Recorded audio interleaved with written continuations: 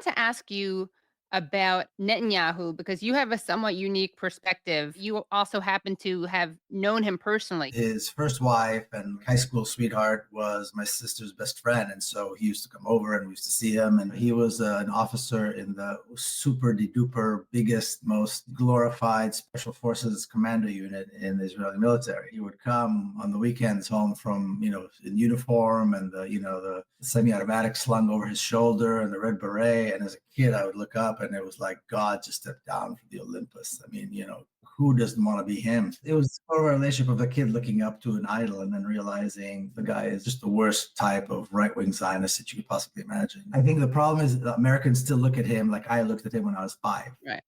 Right. And people need to grow up and realize, it may have looked glorious in the eyes of a 5-year-old, but really the guy is a criminal and needs to go to jail. You and your family experienced a real tragedy, and Netanyahu tried to kind of exploit that. So it was September 1997, and there was a suicide attack in Jerusalem, in downtown Jerusalem, and my sister's little girl was there, Smadar. She was just 12 years old.